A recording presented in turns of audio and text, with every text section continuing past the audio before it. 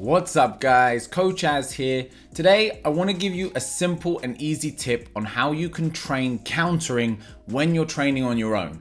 I know a lot of you are still in lockdowns or unable to get to gyms, maybe you can't afford a membership right now, and countering is one of the most difficult things to practice without a partner.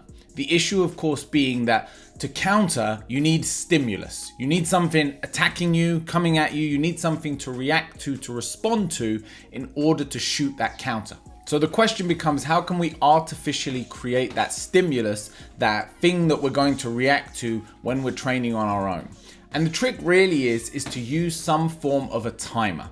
Now, if you've got a hanging bag that can swing, you can actually just do this with the hanging bag. Get the hanging bag swinging and always work on when the bag is coming towards you. So when the bag is swinging in your direction, that's your time to either step off the line, slide back, pull, check, and work those counters. But if you're working completely solo, let's say you're shadow boxing, or like myself, you're training on a freestanding bag, then this doesn't work because these things obviously don't move. So in this situation, what you want to get yourself is an interval timer. So you can find these on the App Store, on Android, all these things. They're often called boxing timers. And what they allow you to do is they allow you to set a bunch of different timers to go off at different intervals. So for example, you want some time to get ready before the round starts. That might be 10 seconds. Then you want a 2-minute round. So then there's a 2-minute timer that follows after that.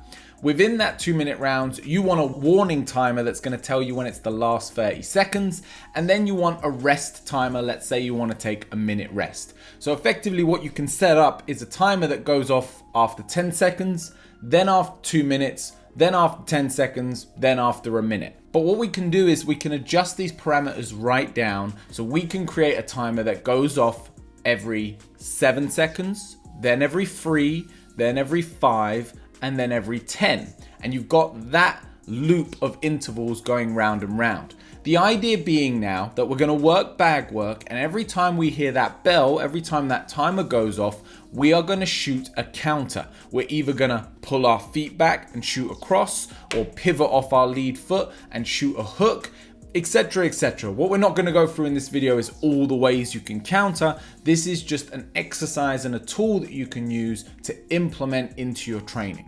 In the training footage that I'm showing you now, you can see that I'm basically working really light, real easy bag work, and I've got the timer going off currently every 10 seconds. The idea being that every 10 seconds when I hear that timer, that's my cue to react and respond and shoot a counter. Now again, I'm working on a freestanding bag, so I'm having to work a little bit closer than I normally would to then pull to a range where I can hit. Or I'm working at my regular range and I'm working things such as a check hook, which would pivot me off the line in order to attack. The real thing that I'm focusing on here is my ability to react and respond to the stimulus, because a counter is only as good as your reaction times. If you don't react quick enough with your counters, they're not going to land and you're probably going to get hit first. Now I've got the timer set to go off every 10 seconds, which is just for example's sake. But realistically, what you'd like to do is set loads of different times, so it's a bit more difficult for you to know when the bell is coming. That way you're not preempting. When you set it to 10 seconds, after a few rounds, you can feel when 10 seconds is going to be up and you're already preempting to shoot that counter.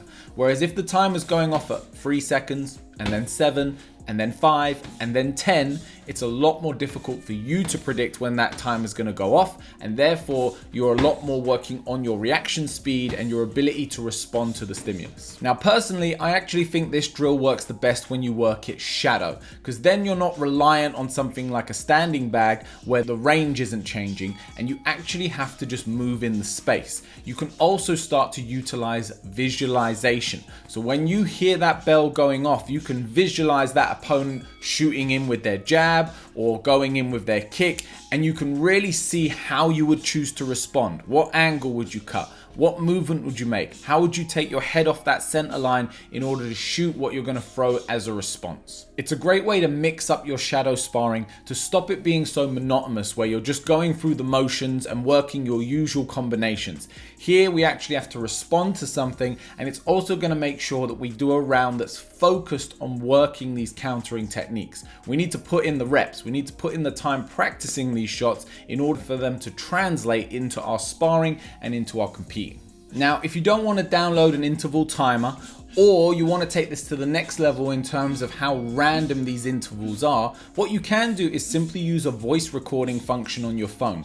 Record your voice saying something like go or counter, and do it at different random intervals. Create a round. So for example, you're gonna set a little clock for 2 minutes. That's gonna be the total length of the round. And you're gonna sit there with your little recorder and record yourself saying go at random intervals. Now we can create a lot more variety within the round. Maybe I say it after 10 seconds, maybe I say it after 5, maybe I give a much longer break of 15. That way, again, if you're shadowboxing or you're working on a bag, the time in between, you're just working in general. You're working your attacks, your footwork, your guard, your head movement. But when you hear that cue, when you hear that word go, that's when you shoot a counter.